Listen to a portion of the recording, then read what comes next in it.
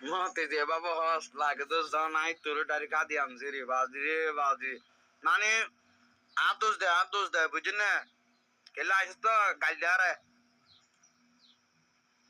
হ্যাঁ মানা হচ্ছিলাম ওই এলাকার মানুষেরা বাজি বিশেষ টিশেষ নদী এসেছি তারা ছাগলের হাম টাম করে চাইতো না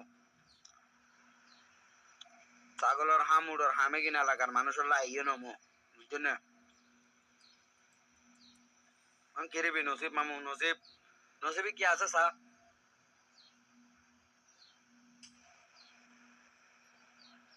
আসসালামু আলাইকুম।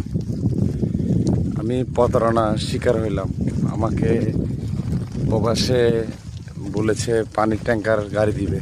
হ্যাঁ, আজকে আমাকে সকালের ট্যাঙ্কার ধরা দিল। আমি আমার বাংলাদেশ ভাইদেরকে বলা হচ্ছে যে আপনারা চাষায় বাসায় করে প্রবাসে আসবেন। আমার সাথে সাথে আমার এক ভাইও আছে বাংলাদেশের ওনাকে বাসার প্রাইভেট কার বলে আনছে। উনিও এই শিকারত ভুক্তভোগী। 3টা মানুষ আমাকে ধোঁকা দিয়েছে। বেলাল, তারপর জিশান, নাসির, এই 3 ব্যক্তি আমার থেকে টাকা নিয়েছে 2,40,000। আমার অন টোটালে 4 লাখ টাকা খরচ হয়েছে। 3,60,000 টাকা খরচ হয়েছে আমার ইন টোটালে। তো আমি এই টাকাটা কখন তুলবো আমি জানি না। আমার খুব কষ্ট হচ্ছে, এখানে কষ্ট পাচ্ছি। আমার সাথে আমার ফ্যামিলি কষ্ট পাচ্ছে, কেননা আমি কষ্টটা আমি করি নাই আমার লাইফে।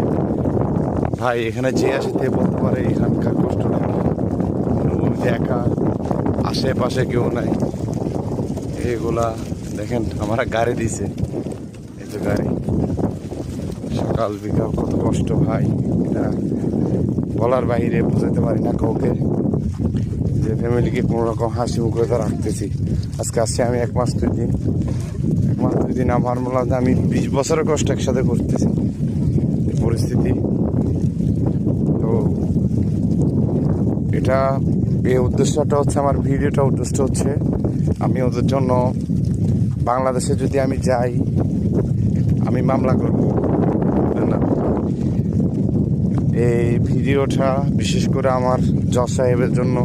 এই ভিডিওটা আমি এখান থেকে থাকি, আমি মামলাটা করবো। আমি এই ভিডিওটা দিচ্ছি শুধু একমাত্র জজ সাহেবকে